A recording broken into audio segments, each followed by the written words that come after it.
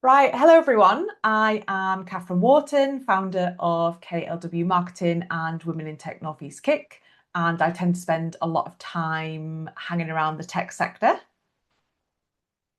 And I am Jenny Wade. I am a partner and head of commercial at Swinburne Madison, a law firm in Durham. And I work in business contracts for the most part, um, like you, Catherine, lots with the tech sector. We've got Yeah. lots of similar things that we find ourselves dealing with, don't we? Yeah, so one of the commonalities is there is obviously a lot of noise around AI. There's lots of fears, there's hype, and then there's a lot of confusion and this is something that we both come across, as you said, in our work. So we just thought we would get together, have a conversation about some of the topics that keep coming up to hopefully sort of speak to the people who maybe don't see themselves as sort of technical specialists, but want to or are interested in using AI day to day in their businesses or as individuals. So we're going to be talking a little bit about what businesses are getting wrong, what's actually worth worrying about, and not to spread fear, but what you might want to be like, okay, we need to spend some time thinking about this, but also what good AI looks like to hopefully inspire you to bring it into your work life or potentially even your personal life. So to kick us off, we're gonna talk about generative AI. I think this is one of the most accessible ways to use AI, and a lot of the places where people start who are non-technical specialists. And as a marketeer, as my day job, there is obviously a lot of discussion around this when it comes to content generation. There's a lot of fear. There's a lot of talk about the ethics of using it. And one of the things that I'm seeing, as I'm sure if you're scrolling through LinkedIn or whatever social channel you found, you see this flood of like soulless content. Um, and I think all of these concerns are valid. And my point of view is it's not that it's bad technology or bad for the industry. I think there's a little bit of laziness creeping in from the humans using it, which is a little bit controversial. But for me, as a small business owner, as a marketeer, it is a huge opportunity to bring in generative AI into your businesses, to especially when it comes to content, to stretching it further and to creating more efficient processes.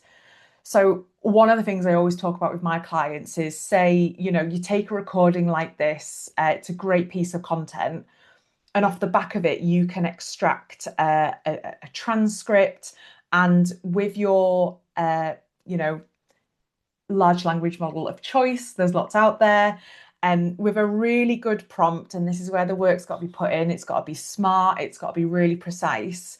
You can use this tool to take this already existing content that is authentic, that is really valuable, and help you generate maybe a blog post, social posts, emails, email newsletters. It's something that can be used as a tool, and it's not manufacturing the content. It's just helping you take an already great idea and get a great output. And Yeah. I also really enjoy it helping me pull things apart. And if I write something or, you know, record something and I'm like, what do you think about this? Do you think it would add value to this audience? And sometimes it roasts you and it's like it gives you the facts and it's like, okay, maybe I need to go back to the drawing board. Um, but Jenny, when we've been talking before, this isn't just a marketing problem, is it? I suspect you're seeing similar things in your sort of legal work as well. Yeah, yeah, all the time. And I see the good of it and I see the bad of it as well. So I've seen some really great examples of generative AI being really, really helpful for businesses who are wanting to work with other businesses, trying to do something novel, changing their business structure, or kind of when they're getting going, thinking about what's important to them, getting ideas down on paper, and beginning to be able to convey that in a really coherent way. So, a lot of the businesses I work with, particularly small businesses, they're led by like an entrepreneur who's very creative, has loads of like brilliant thoughts, like really dynamic, but maybe trying to get those ideas down on paper is something that they find a bit more challenging, or like trying to, I'm not suggesting this is the same for everybody, but AI can really help you in finding that structure in your ideas and being able to convey it to other people that you're wanting to work with. So yeah, I've seen really great examples of business owners being able to get their ideas down on paper, particularly when they're wanting to work with third parties. So trying to set out like who's going to do what when, what are the important elements of how what one person does feeds into what the other person does. And the AI can really sort of interrogate that for you. So you can get some ideas down using the tool, and it can help to guide you and think, well, what if this happens? What if this happens? Then whose responsibility is this? Or, those timescales don't align. How do you want to deal with that? So I can think of one particularly great example where I've been working with a business owner who was wanting to do something quite complicated in relation to software licensing. And there were lots of different people involved, sort of different elements to this, like quite long-term, important contractual arrangement. And it was really important to everyone involved that everyone was kind of clear from quite an early stage about how they were proposing to work together, because it was only worth continuing that conversation if everyone was kind of feeling like they were getting what they wanted out of it.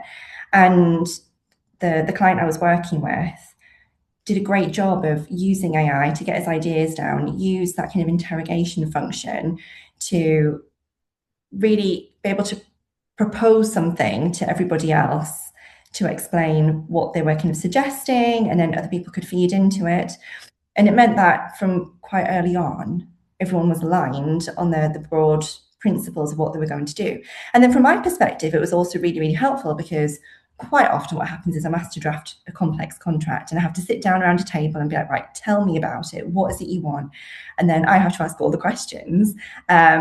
And what was really great here was there were still some questions I had to ask, but for the most part, I was presented with this document and it explained what they were wanting to do, not in legal language, not sufficiently detailed to have contractual effect. It was a negotiation tool and kind of a principles recording tool.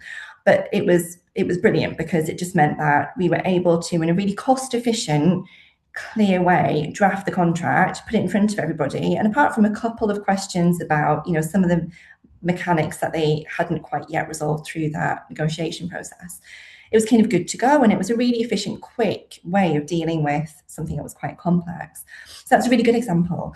But I've seen really the opposite of all of that. So I've seen examples of clients who've received contracts that have been drafted using AI, or where they have received a contract from somebody and then they have used AI to sort of interrogate that contract to help them to understand what they should be concerned about. But the difficulty is, if you don't put boundaries around that exercise, the AI tool doesn't know what it's dealing with. So it doesn't know the market you're dealing with. It doesn't know the kind of like the sector specific considerations. It maybe doesn't know what regulatory kind of functions apply to that arrangement. It doesn't know what jurisdiction you're dealing with. So there was one example of a client who came to me. They'd received a contract. They thought they could review it themselves using AI, and they put it through this AI tool, and it had spouted out all sorts of changes it recommended to the contract, lots of comments where it said, you need to think about this more. And then they gave it to me, and my job was much harder then, because I had to not just look through the contract, I had to look through all these comments. And the comments were, some of them were based on the laws of the United Arab Emirates. Some of them related to things that, only apply in the US. And it actually turned what would have been a relatively simple job into a much more complex job, because then I had to go back to this client and sort of explain why all of those things were misleading. And it just made it more costly for them, and it drew things out. So, there are definitely benefits, but it has to have those sort of boundaries and controls around what you're using the tool for in order to get anything useful out at the end of it. Yeah, and I think that's so important to put those parameters in. And when you are giving the AI an instruction, you have to be really sort of kind of strict, and you have to be, sometimes maybe it's like as if it's a child. It's like give it really clear instructions, give it as much information as you want, and then yeah, whatever comes out, it might not be, you might need to give it more instructions. So again, it's like it's using whatever it puts out as a potential first draft, or maybe you need to restart from the drawing board. Yeah, yeah. So it definitely has great uses, but I think when it comes to the legal side of things, the benefit, at least for now, is in that structuring your thoughts and using it as that tool to get you to the point where you can start to actually reach contractual agreement, but not in contracting itself. Yeah, absolutely. And it's, yeah, using it as an extension of your toolkit, not the sole. Replacement. Yeah. Yeah.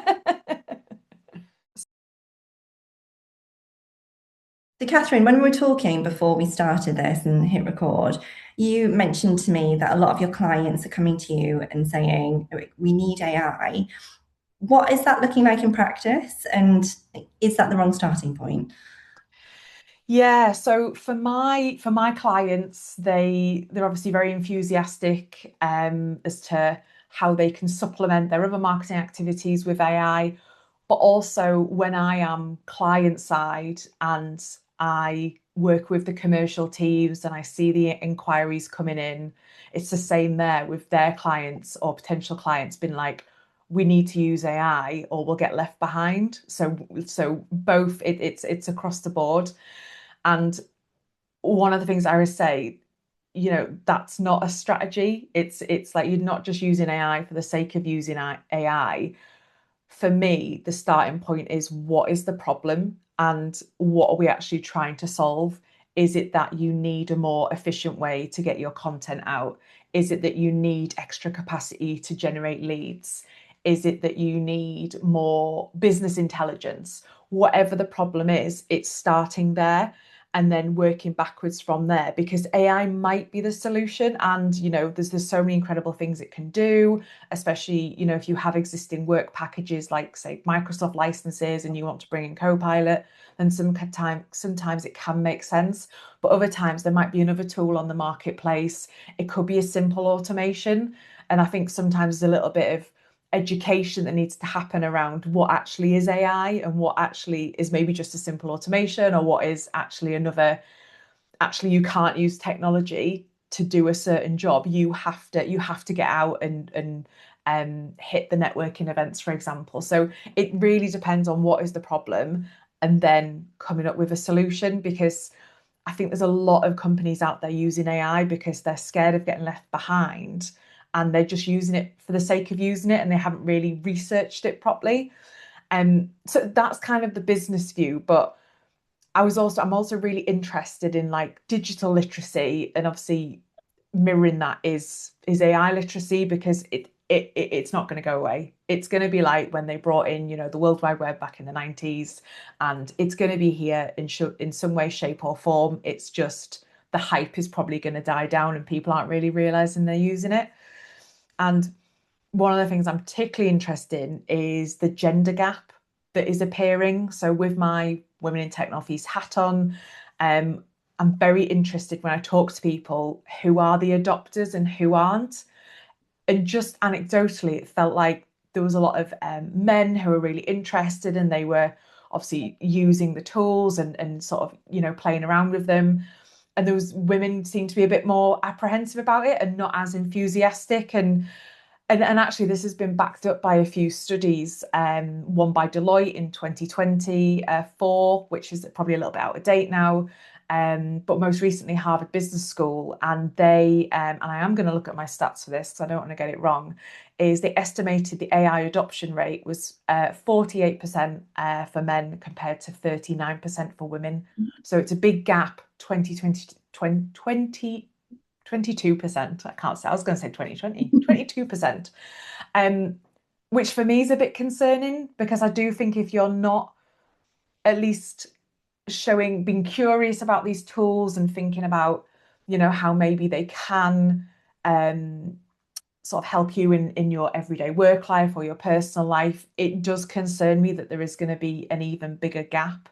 So I suppose this is my direct message to the women out there is get curious, just start small. Think about what is one challenge in your work life. Is it note taking? There's so many brilliant AI note takers out there. Is it that actually you want some help? Maybe redrafting your copy, again, use large language models. And there's so many amazing like training programs out there as well that are free. So that's kind of just my go on, get curious. Let's not sort of exacerbate this problem more. So let's get back into the sort of legals. And in your role, what kind of guidance do you provide on how to like integrate AI into a business from like a procurement point of view, especially if one of the big concerns in business is like data security, which is why they're holding back maybe adopting AI? Yeah, it's one of the things to be concerned about, definitely, when you're looking at AI. I think the first thing that I would say to somebody who came to me who was wanting to adopt AI is to go back to the point that you made when we were talking a little while back about what is it that you're looking for in an AI tool. I think you're completely right to be curious and to encourage people to be using these tools so that we aren't getting left behind. But also, like you say, we don't want to just launch into using things with no purpose. So the first thing I would say is, what is it that you're seeking to achieve? What is the benefit that you're looking for? Because you can't find the right tool unless you know what it is you're wanting it to do. So there are lots of different types of tools out there. You've touched on some of them, and some of them are free to use. Some of them, there are lots of different ways you can engage with these tools. There are lots of different benefits that different things can give to you, but you can't assess that unless you're assessing it against what the thing is that you're looking for in that tool. So first thing, what is the benefit you're looking for, and what are the sort of the boundaries around that? So any business will have concerns about like protecting the confidential information, protecting the intellectual property, protecting the security of personal data. Businesses will typically have their own sort of technical and security standards and internal data protection policies and all of this sort of thing. And that needs to be considered whenever you're looking at using any piece of software, not just AI, but to make sure that you can maintain the integrity of all of those things and also not inadvertently end up breaching your own internal policies or legislation, regulation, etc., by using something without giving it due consideration. So the next step after working out kind of what you're looking for is to assess the market and see what options are available out there. And then do your due diligence on them. Don't just launch into using something without first working out if it has the ability to achieve the thing that you're looking for it to do, but also how does it do that? So what are its security standards? How does it operate? What are the terms and conditions that come along with it? Do they protect you in the way that you need to be, to not expose yourself to reputational damage, to financial liabilities, etc. So that due diligence exercise is really important. And I've had clients come to me, and I'm really pleased that they have come to me to ask. They said, I'm looking at using this tool. Could you have a look at the terms and conditions? We're getting someone to look from like a technical perspective to see whether it protects us in the way that we want. But could you have a look at these terms and conditions and see whether it does what we want it to, if it's protecting us contractually? And I've seen some really shocking examples of like the basis on which these AI tools are made available to people. So typically it's worse with the free tools because they're just being made like more broadly available. It tends to be a bit better as a general rule where you're paying for something. But I've seen examples where you're putting your data into this engine and you need to have some assurance about what's going to happen with it. And really you want, you want to maintain that control over that data, whether it's confidential information, personal data, something you have intellectual property rights in. But sometimes the AI tools don't give you any of those assurances. They say, anything that you upload becomes ours. We might use it to train our tool. We might put it X, Y, and Z other place, out there in the world. And then what you get out of it, you can't use it, you can't, you'd have no rights in it, it's not yours. We could use it somewhere else. We don't provide any guarantee that it's not infringing somebody else's third-party rights. If it is, we accept no liability. And that's all really, really worrying. And that's not global. It's not every AI. We don't need to think that AI is the enemy and this is all disastrous. But it does go to show that you do need to be careful, and you do need to look at the terms and conditions. You do need to look at the data protection policy. You do need to look at the technical standards, and just check that there's nothing that is a massive red flag in using that. Because, like I say, it can cause all sorts of problems if you just go ahead and use something and then find that you've lost your ownership in what you've worked really, really hard to create. And then additionally, you've got to be careful about the basis on which you're going to get something at the end of this. So we've seen lots of examples of the outputs of AI being great. I've talked about some of them already in this conversation. We've seen some where they're not so good, but some of them can be really, really damaging. So just in the last few days, it's been all over the press, but there's a large law firm in the UK which used AI in some court proceedings, and the output of that sort of the questions which were being put into the AI engine were not correct. And then this was all presented to the court, and the court questioned that, and that sort of damaged those proceedings. It's damaging the reputation of that firm, and it's potentially got personal implications for the people who were involved. So it just goes to show that you just do have to be careful, and that all comes from knowing what it is you're looking for and doing that bit of due diligence. Yeah, they talk about AI hallucinations, don't they? And again, it's this, whatever comes out of it, if it's too good to be true, it might be. So again, it's like it's up to you, the human, to really scrutinize the output and double check it. And it is just a first draft potentially. It's not the end product. Yeah, it's just a guide. Go back and check everything. And in that particular instance that I've just mentioned, I think it's been reported that the output did actually say, this output cannot be verified. We recommend that you go and check this. And that step just wasn't taken. So brilliant that the tool was actually sort of triggering that human check. It doesn't always, but even in that instance, there was still human error, and we can't. Human error occurs, AI error occurs, but hopefully between the two, we can produce something which is really beneficial for everybody. Yeah. And I suppose then it's for companies to, if they're using AI, then what is the process afterwards? So the AI produces something, and then what is the internal process to get that signed off or to get it verified, and to having that in place and having it enforced as part of the overall operations of whatever department is using it.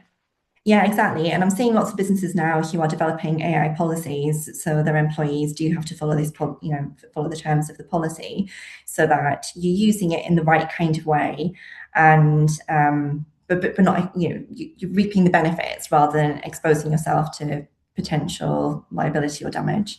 Yeah, and all companies, they will have lots of other policies already in place, and they'll probably have annual refreshers or have some kind of learning and development platform. So it's adding on potentially an AI module just to remind people of the best practices. And with the technology moving so quickly, which is, again, another scary thing, is making sure that is refreshed and aligned with what kind of the capabilities are of whatever tool you're using. Yeah, absolutely agreed. So we were just talking there, Catherine, about the due diligence process, selecting the right AI tool to achieve the purpose that you're looking for. So assuming that you've gone ahead and done that, selected your tool, you've applied your boundaries, etc. What does using AI look like on a day-to-day basis, and more so doing it properly?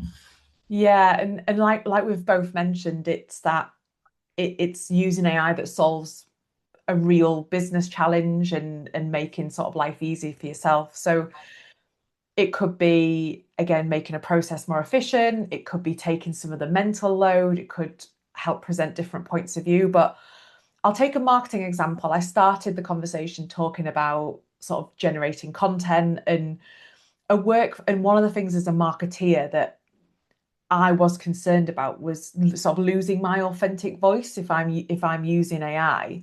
But I've created a workflow for myself, and like it feels like a really smart way to use it. So, and I've recommended it to loads of clients and peers, and actually, it's a way to retain the quality of the content, but actually make it a little bit quicker. So when I create content, it's actually more natural for me to talk. So rather than like type.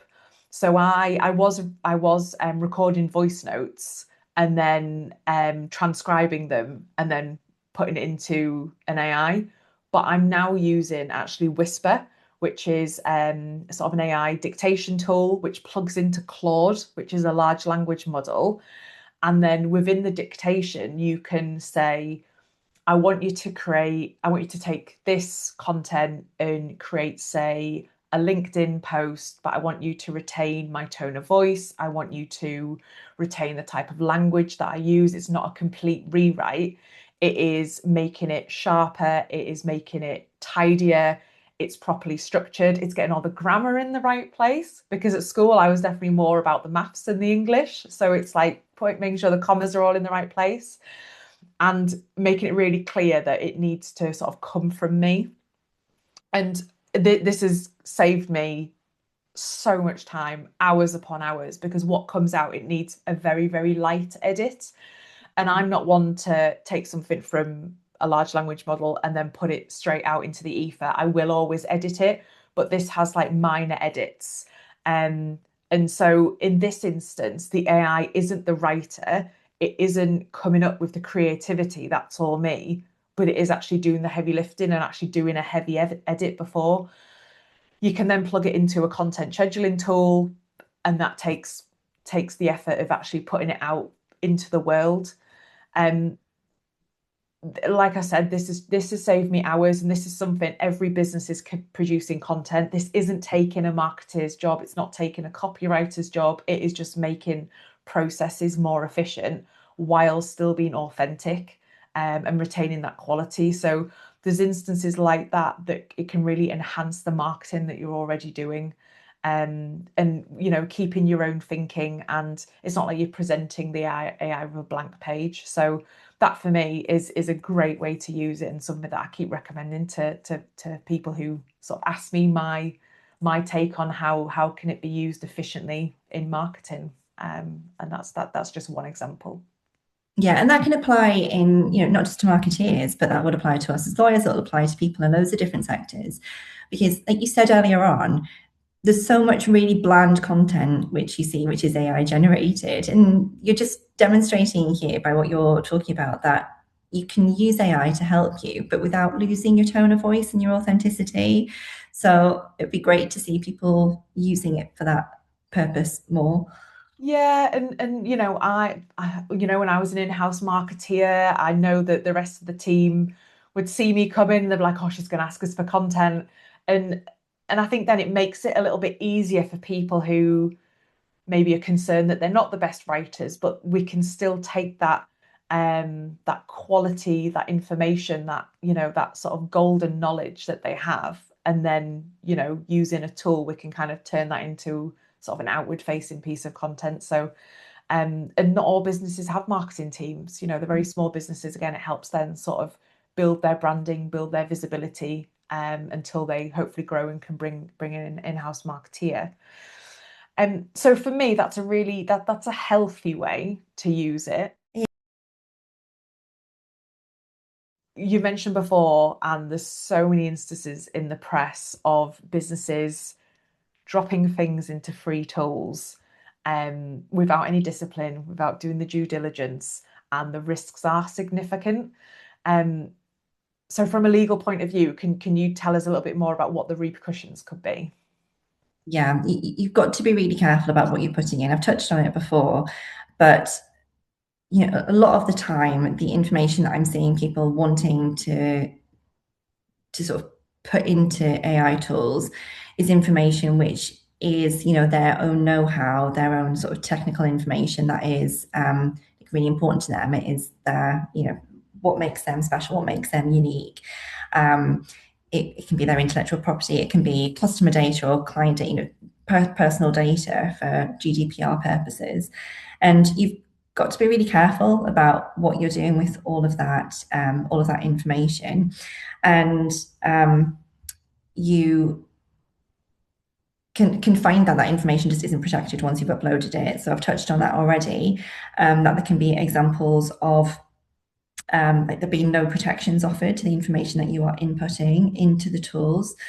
And sort of moreover than that, then the information that you input can then be used to train the AI system itself. So then that becomes, it's not just that you've given up your rights in it, it can be that it could find itself much more widespread than you ever would have imagined. So you've just got to be really, really careful before using it and be mindful of the information that you are uploading into these AI tools. So, if when you were just talking there about kind of your authentic voice and using the AI to generate content which is authentic to you and in your voice, I think you've got to think the same thing when you are putting any information in, whether that is verbal, whether it's written, however you're engaging with the technology, that you just got to think, well, would I normally be sharing this with, somebody else who was sat across the table or at a dinner party or something, and if I wouldn't, then why am I doing it now? And how am I making sure that it's safe to do this? And there are examples of it being safe to do so. Again, you've just got to do your due diligence and make sure, that what you're using and how you're using it is sensible and controlled. But in addition to thinking about the information that you're putting into the tool, it's important to think about how it's established, where it's got its information from, that it is going to use to generate your tool. So is it using other people's information that they have put in? Is that protected? Are you opening yourself up to some sort of third-party IP infringement claim? You see tools out there which are being developed using data scraping, meaning that the data has been just located on the internet. Is it protected? But again, if you're using sort of reputable tools, and you've mentioned some of them here, great. The chances of there being a risk, the risks are much more minimal than they might be using something that is, I don't know, not as well known. A bit dodgy. Someone's just made it in their like back bedroom. But people can, there are all sorts of, you can find anything now, can't you? And I've seen examples of tools that people have wanted to use, and they're just, I can't even, I'm not the most technical person, I will admit to that, but I can't work out what this thing is, because it just seems to be like a combination of lots of different things that lots of different people in lots of different parts of the world have built and kind of put together, and you can't work out who's doing anything for you and where you're sending data to, which part of the world is it going to, what does that mean, how are all the different bits of that engine working together. I'm not saying that they are necessarily dodgy, but it is difficult in those circumstances to establish that they are someone that you can have confidence in. So, yeah, you've just got to work out who you're going to want to work with. I mean, in your normal business dealings, you would want to know who you're working with, right? And you don't just like jump into bed with anybody. And it's the same here. Just because it's not a person that you ring up on the telephone or who sits across the table from you doesn't mean that you're not working with somebody else here to provide a service to you. And you've just got to think of it as another element of your supply chain and make sure that you check it out in the way that you would with anyone else that you're wanting to work with. We could talk for hours about the ethics of AI. and the things that it has been used for that it absolutely should not be used for, and the controls that should be put around it, and has it actually become, is it too far gone to actually to make sure it's safe and measured, and that's probably a conversation for a different day. But one of the points that I think is really important to mention is that the information coming out is based on historical data and data that has been put in. If you think about all the data in the world, you don't know the background to all that data. One of the things that we can be sure of is the majority of that data has been put in by men, because they have been in the workplace longer. They have had sort of more of a say in the world. So again, one of the things through my Women in Tech North East work is that I'm aware of is that this gender bias that again is coming out in some of the information. I was just speaking to someone the other day who was kind of using AI as a tool to bounce off ideas to try and help them sort of rationalize some decisions, and it assumed that she was a man, because she was having a career conversation with it, and just and I think it actually congratulated her, like, "Oh, well done," in a really like condescending way when she said, "I'm actually a woman," and it's like, "Oh, okay, and well done." So, So and I've heard loads and loads of stories about that, and the stories of like recruitment tools that are using AI that have biases if it says that you were part of like the women's football team, when they're like shortlisting, applicants. So there's kind of decades of human prejudice and now in these data sources. So it's another thing that the humans, they still need to be involved in any process, that you're using AI for. And obviously I mentioned the gap, the stat earlier about the gap in women and men using it, and we do need to be careful of that. One of the things as a marketeer that we do is we thinking about our customer personas, and we try and basically step into the shoes of who we want to be sort of selling our products to or our services. And again, if you're using AI to help draft customer personas, it's being aware of what bias it can have, and just been really clear as to what are the parameters of what you're trying to sell, and even to go far as to say, please don't, take gender into this, or just do further research around the whole industry. And again, don't take it on face value, which we've kept on saying, haven't we? It's just use it as maybe a research assistant, but then you need to put the effort in to sense check whatever it's coming out. yeah, very much so. And Jenny, one of the final things I want to ask you about is this bigger picture, this greater complexity, and the risks aren't just to yourself from using these tools, but it's also considering everyone else around you, from partners, clients, stakeholders. Um, so what have you found is like, the importance of working with maybe a technology partner or a digital transformation partner to help you sort of bring in this AI to your business? Yeah. Like no business operates just entirely on its own. Everyone's relying on other people to help with different elements of, like managing your staff, managing your building, from a really small business to much more complex ecosystems for really big businesses. And the smaller the business, the more that business owner or those few people are having to deal with. And the bigger the business, the more opportunity there is for having internal teams or having a budget to go external. But I think with anything that where you're engaging with other businesses from a kind of a software, like anything that involves sort of technical security, it's really important to make sure that you're doing so on a like on a secure basis, and having really good support partners who can help you with that, to the extent that you're able to from a budgetary perspective.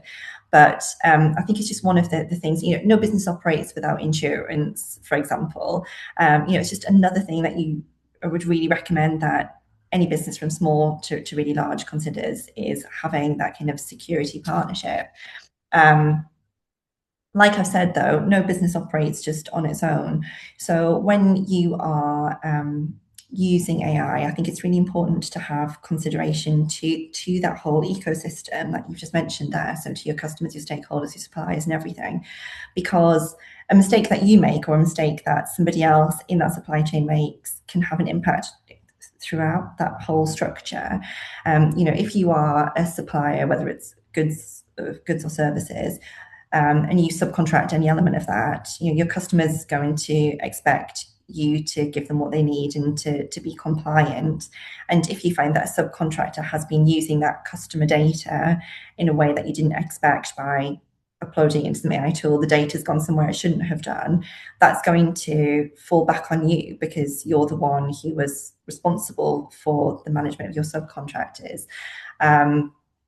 But equally, if you have your intellectual property in something and you are licensing it to your customers and the customer does something with that in an unexpected way, then that can cause loss to you that you might then need to claim from them. So, all of this is really complex. And the more links you have in your chain, in your supply chains, the more complex this can be. But, before I mentioned I'm seeing more and more businesses having AI policies to try and control how information that you hold is being uploaded into AI engines. I'm also seeing lots more instances of contractual protections being applied to business relationships to try and control how AI is being used, how confidential information is being used. It's like an extension of, the data protection, the confidential information, the IP provisions in contracts that we already have. It's just it's evolving all the time, isn't it? Technology is always evolving, so there are new considerations all the time, and we've got to be really live on an ongoing basis to how we make sure that everybody is protected in these ecosystems. And I'm sure that's not just in legal documents and legal practices, that must happen on your side of the fence as well. Yeah, definitely. One of the things that's come up for me in sort of the sort of recent sort of work that I've been pitching for is everyone asks about AI, and it's about how can you support us with that? What is your approach to it? And that's not you knowing all the answers, but it's knowing that you approach it in a secure and an ethical way. And that's something that I sort of encourage everyone to be really transparent about. And one of the things that I work with quite a lot of my clients around is having like an AI marketing strategy, so that again it could be something quite short, but it's there, and they know the processes, they know how to use it, and it's all embedded on how does it add value and how does it help a business actually reach their business goals, because that's what it's all about at the end of the day. I think something that I'm really excited about is, and because I'm sort of in and around the tech industry day in, day out, is there's so much exciting stuff happening in the Northeast. All of the big tech houses and the SMEs and the startups, they're all embracing AI, and they are offering some really great consultancy services, but also some really great, SaaS products. The mayor's office is obviously starting the AI growth zone. Like even next week, we've got Dynamo's Tech Next Festival. So all of these big players, they're getting interested. They are sharing their knowledge. They are starting conversations, and I think it's really healthy that there's no one saying that they know it all about AI, because it's moving so quickly and it's such a vast, complex subject area. That I think this kind of shared kind of ownership of it in the Northeast is really promising, and it just makes it a great place to do business. Yeah, it really does. And I think it's really exciting times. And it's great to hear that, in the local area we're embracing this, but in a way that is sensible and prudent. The lawyer in me talking. Look, Catherine, we could talk about this all day, and I think there were so many tangents we could have gone off on, but I think that's a really good point to end on. And perhaps we'll pick the conversation up again at a later time. Anyone who's listening to this, you've been listening to me, Jenny Wade, I'm a partner and head of commercial here at Spurmer Madison, and Catherine Wharton, marketing consultant and owner of KLW Marketing. We'd love to hear from you here about your experiences with AI, the concerns that you have, and if anyone would like to get in touch with either or both of us, please do that. Yeah, it's been a great conversation, Jenny. Thank you for your time.